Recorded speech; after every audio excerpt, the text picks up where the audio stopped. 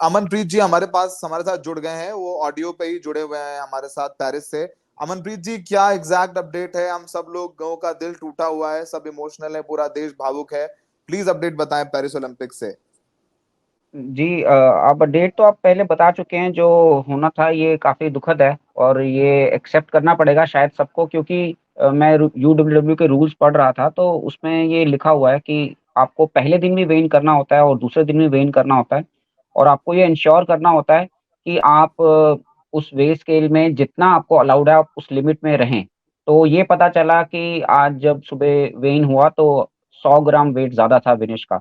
तो ये काफ़ी झटके वाली बात है। सबसे ज़्यादा दुःख ऑब्वियसली विनेश विनेश की टीम को होगा, और शायद उनको ये इनक्लिंग थी कल की वेट ज़्यादा हो सकता है। क्योंकि क्या होता है कि जब आप पहले दिन वेइन के लिए आते हैं तो एथलीट वेट कट का जो पेनफुल प्रोसेस होता है उसके थ्रू होकर के आते हैं। और जैसा मैं कल भी बता रहा था, विनेश का जो नेचुरल बॉडी वेट है ये 56-57 किलो होता है। तो कम करने के लिए काफ़ी मेहनत करनी पड़ती है पूरी टीम को। तो कल उनका definitely with in the limit रहा होगा, इसलिए उनको अलाउ किया गया। उसके बाद क्या होता है कि आपको अपनी बॉडी में स्ट्रेंथ चाहिए होती है। तो एथलीट्स अपने आप को जो भी न्यूट्रिशन चाहिए होता है डाइट के थ्रू या जैसे भी उनकी टीम जैसे सजेस्ट करती है, वो अपने आप को स्ट्रेंथ में बॉडी में स्ट्रेंथ लाने के लिए तैयार करते हैं बाउट्स के लिए, नहीं तो आप बाउट लड़ नहीं पाएँगे। तो कल मुझे जो लगता है कि वो ऐसा हुआ होगा कि क्योंकि विनेश पहले 53 में लड़ते थे, फिर 50 में आई हैं, और एक 5-6 किलो का जो गैप कवर करना वेट का, ये काफ़ी मुश्किल होता है। तो उन्होंने पहला टेस्ट पास करने के बाद में और बाउट्स में लड़ने के लिए जो जान चाहिए होती है, उसके लिए ज़रूर जो डाइट ली है, उससे उनको हेल्प हुई है, वो जीती भी हैं। लेकिन वो शायद थोड़ा ऊपर चला गया है। अब ये कैसे हुआ है, ये एक बार उनसे बात करके पता चलेगा। यूजुअली ये काफ़ी सतर्क रहते हैं रेसलर्स हों या कोई भी गेम के खिलाड़ी हों, कि जो टेक्निकली चीज़ें हैं, उनमें वो ना फँसें।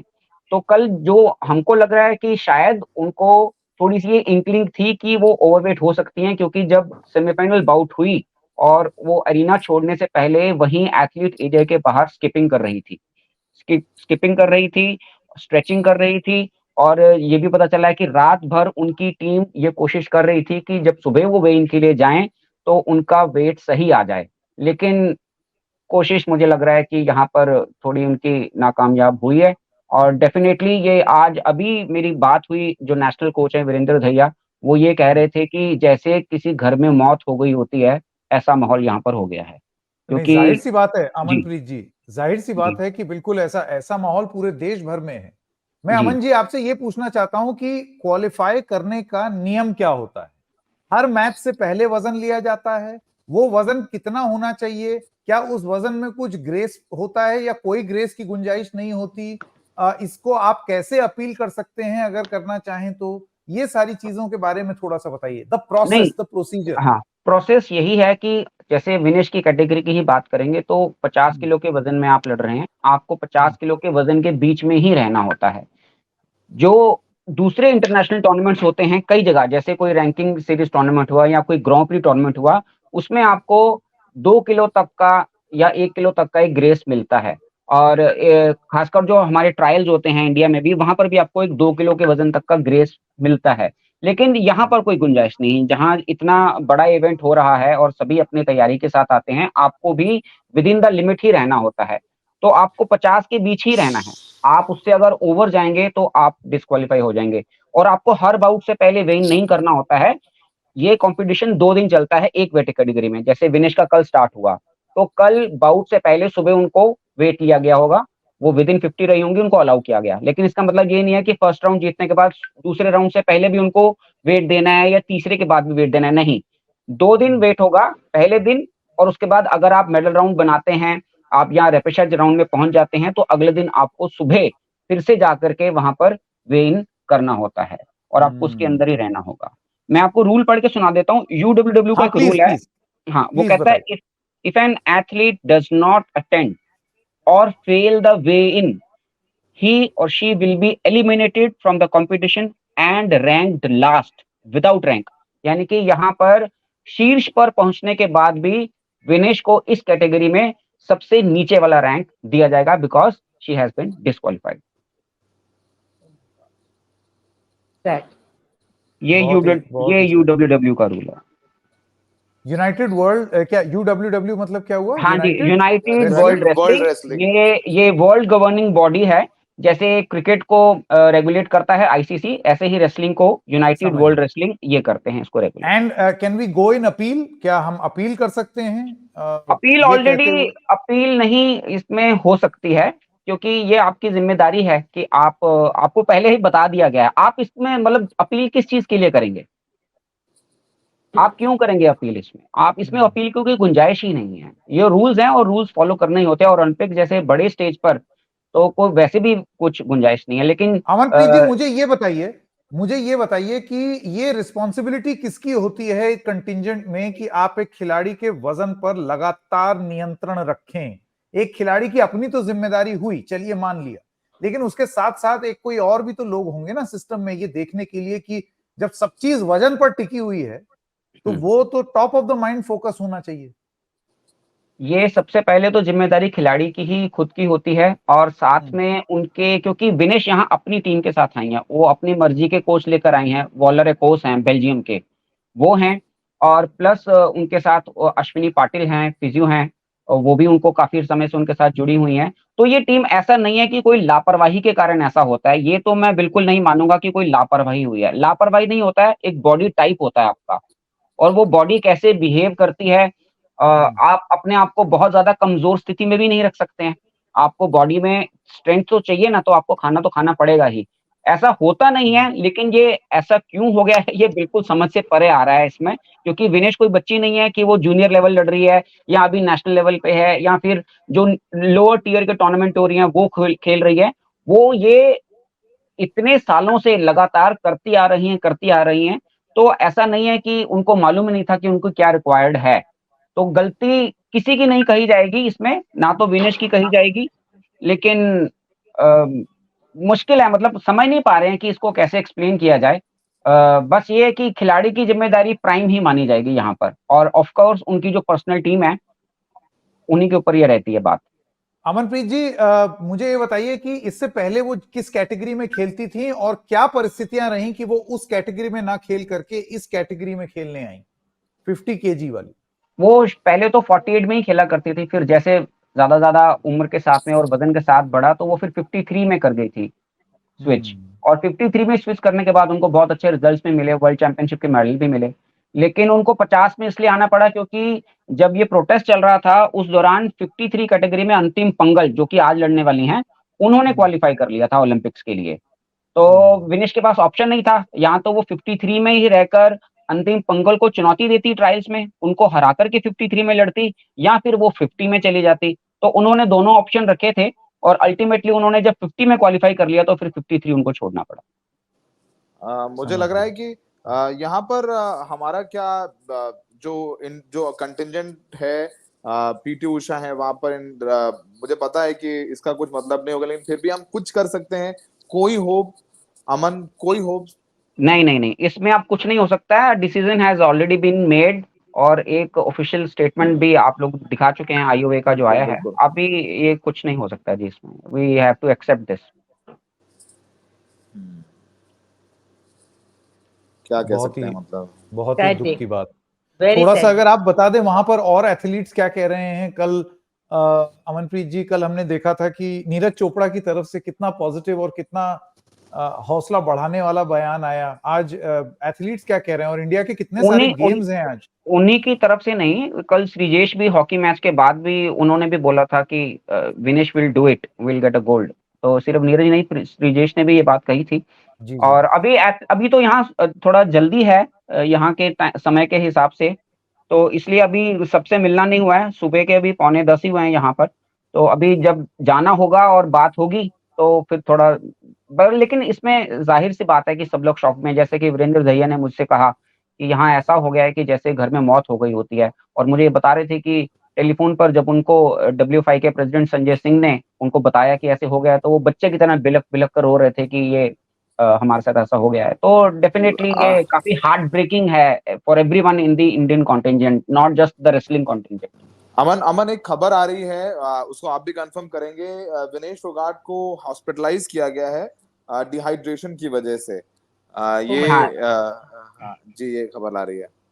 हाँ, ये बिल्कुल बात करनी पड़ेगी मुझे कंफर्म करने के लिए, और ये हो ही सकता है क्योंकि जैसा मैं कह रहा हूँ कि कई बार पानी भी नहीं पीते हैं आप, तो पानी बॉडी में ना जाने से, खाना ना जाने की वजह से आपकी सेहत के ऊपर असर पड़ता है। और अभी तो वो मेंटल स्ट्रेस भी जिस तरीके से वो गुजर रही होंगी, तो इसमें कोई सरप्राइज नहीं है। But she is a champion, और उनके रेजिलियंस की तो मैं क्या ही बात करूं, क्योंकि इतने सालों से उनको देखा है कि वो जितनी भी टफ सिचुएशन होती हैं, उनसे उभर करके आती ही आती हैं। और उनका ये, चाहे मेडल उनको नहीं मिल रहा है, बट उन्होंने प्रूव कर दिया है कि मैं एक ओलंपिक मेडल डिजर्व करती हूँ। ये उन्होंने इस बात को प्रूव कर दिया। अब उनको नहीं मिल रहा है, जाने अब इसमें क्या कहा जा सकता है, लेकिन इसमें शक कोई नहीं है कि विनेश फोगाट भारत की ऐसी एथलीट हैं जो ओलंपिक मेडल डिजर्व करती हैं। अमनप्रीत जी, एक खबर और आ रही है कि the Prime Minister spoke to IOA President PT Usha and sought first-hand information from PT Usha on the issue and the options India has in the wake of Vinesh's setback. He asked her to explore the full range of options to help Vinesh's case. He also urged PT Usha to file a strong protest regarding her disqualification if that helps Vinesh. अब क्या हम इस stage से और आगे निकल चुके हैं या अभी? आगे आ चुके हैं, आगे आ चुके हैं, इससे काफी आगे आ चुके हैं। तो अब इसका कोई मायने नहीं है। हाँ, नहीं, अब कुछ नहीं हो सकता। आप क्या बोलेंगे? आपको बोला जाएगा कि आपके खिलाड़ी को with in the wait limit रहना है, तो आप किस चीज की अपील करेंगे? आप अगर वे स्केल खराब हो जाए, कोई रेफरी आपके साथ चीटिंग कर रहा हो, तो आप कुछ कर सकते हैं, लेकिन इस केस में तो कुछ किया नहीं जा सकता। अमन पाजी, बड़ी मतलब मुझे ये बताइए, आप लोग जो जितने जर्नलिस्ट वहां पर हैं, अपने इमोशंस बताइए थोड़ा सा। शॉक कहेंगे, मैं तो अभी उठा ही था, और उठने के बाद ऐसा पता चला तो बस फिर फोन करके कंफर्म करने की कोशिश करी पहले हम लोगों ने, क्योंकि बिलीव नहीं हो रहा था कि ऐसा कैसे हो सकता है। और समझ नहीं आता है इस टाइम तो एक्सप्लेन करना, मतलब अगर हमारे लिए इतनी मुश्किल है, आप इमेजिन कीजिए कि विनेश का इस टाइम क्या हाल हो रहा होगा। और वो बहुत इमोशनल है, मन तो जानते हैं पर्सनली उनको, और बहुत लंबी और बहुत टफ लड़ाई लड़के वो यहाँ तक पहुंची हैं। अपनी 10 महीने वो लंबा प्रोटेस्ट किया, emotional trauma, mental trauma, court, police station जाके स्टेटमेंट्स देने, फिर तैयारी करनी। वो बेंगलोर में शी वाज ट्रेनिंग, फिर अपना उन्होंने अवार्ड वापस किया, फिर उन्होंने अपना वेट कम किया, मतलब उन्होंने जो कुछ हो सकता था उनसे वो सब कुछ किया। और यहाँ पर हम लोग तो क्या ही फील कर रहे होंगे जो उस वक्त वो फील कर रही हैं। मतलब बिल्कुल, मतलब उनको बहुत भगवान शक्ति दे, यही कह सकते हैं, और उससे ज्यादा कुछ नहीं कह सकते। मगर मैं कहूंगा जो पुराने सेटबैक लगे हैं ना विनेश को, ये सेटबैक उससे बहुत अलग है। ये बहुत अलग है, क्योंकि एक खिलाड़ी जब इंडिया की जर्सी पहनता है तो उसका एक ही मकसद होता है कि वो इंडिया के लिए ओलंपिक में मेडल लाए। और जहां हमारे यहाँ इंडिविजुअल एथलीट्स इतने ओलंपिक मेडलिस्ट हैं नहीं, और वहां से आपके गले में से मेडल उतार लिया गया हो, तो ये सेटबैक जो है, मुझे लगता है ये बहुत समय लगेगा विनेश को इससे उभरने में। ये एक्चुअली बहुत बड़ा सेटबैक है। मतलब आपको ये लग रहा था कि आपने आपका संघर्ष करके वो किसी मुकाम तक, किसी नतीजे तक, अंजाम तक पहुंच रहा है, और वो आपसे जब छिन जाए तो जो खिलाड़ी है उस पर क्या बीत रही होगी हम सोच ही सकते हैं। अमनप्रीत, मैं जानता हूं आज you have a long day ahead of you, तो एक आखिरी सवाल, वीरेन रस्कीना जी का एक मैं रिस्पांस देख रहा हूं, एक ट्वीट देख रहा हूं जिसमें वे वॉलर एकॉस की बात कर रहे हैं। वो बात कर रहे हैं OGQ नाम की एक कंपनी की, नॉन फॉर प्रॉफिट ऑर्गेनाइजेशन की, और वो Padukone Dravid centre for sports excellence के बारे में बात कर रहे हैं। उनका ये कहना है कि ये सारे लोग जो हैं वो इन्वॉल्व थे in the making of this athlete Vinesh Phogat. इन लोगों की क्या भूमिका होगी आज जब हम ये डिस्क्वालिफिकेशन देख रहे हैं? इन लोगों की भूमिका आज तो नहीं है, लेकिन विनेश आज जहां पर है वहां पहुंचने में डेफिनेटली इन लोगों की भूमिका है, क्योंकि विनेश जिस तरह की एथलीट हैं उनको एक अलग से अगर सपोर्ट मिलता है, और भी ऐसे भारत में एथलीट्स हैं, उनको अगर आप अलग से सपोर्ट कर पाएं अच्छे से, जो कि हर एक टैलेंटेड एथलीट डिजर्व भी करता है, तो वो रिजल्ट देता है। तो इन्होंने कैसे हेल्प किया विनेश को? पर्सनल कोच जैसे बेल्जियम के वॉलर कोच, ये इनके विनेश इनको काफी मानती हैं कि वो उनकी रेसलिंग में उनको अगर चेंज कोई लाया है तो वो वॉलर एकॉस लेके आए हैं। पहले बजरंग भी थे, शाको बेंटिनिडिस उनके साथ वो ट्रेनिंग करते थे। तो ओजीक्यू, जेएसडब्ल्यू, ये जो नॉन प्रॉफिट ऑर्गेनाइजेशंस हैं स्पोर्ट्स की, इन लोगों ने foreign coaches, foreign physios, exposure tour, training camp outside, ये सब इनके लिए फैसिलिटेट किए। अब आप भारत में रह करके अगर प्रैक्टिस करते हैं तो आपके स्पैरिंग पार्टनर्स इतने अच्छे नहीं होते हैं। तो विनेश जब बाहर जाकर के ट्रेनिंग करती हैं या बजरंग जब बाहर जाकर के ट्रेनिंग करते हैं तो उनको अपने बराबर के या अपने से ऊपर के लेवल के एथलीट मिलते हैं प्रैक्टिस करने के लिए। तो वहां पर इनका रोल रहता है कि इनको वो प्लेटफॉर्म देना जहां पर ये अपने स्किल्स को और ज्यादा शार्पन कर सकें और बेटर हो सके। अब इनका कोई रोल नहीं है इस एपिसोड में, तो डेफिनेटली नहीं है, लेकिन हाँ, यहाँ तक पहुंचाने में भारत में ये जो बहुत सारे नॉन स्पोर्ट्स ऑर्गेनाइजेशन आए हैं स्पोर्ट्स से रिलेटेड, इन लोगों ने मदद तो करी है। बिल्कुल। अमनप्रीत जी, बहुत बहुत धन्यवाद आपका हमारे साथ जुड़ने के लिए। और आप सो के उठे और आपको ये बुरी खबर मिली, हमको आपके साथ बात करनी पड़ रही है इस बड़ी दर्दनाक स्टोरी पर।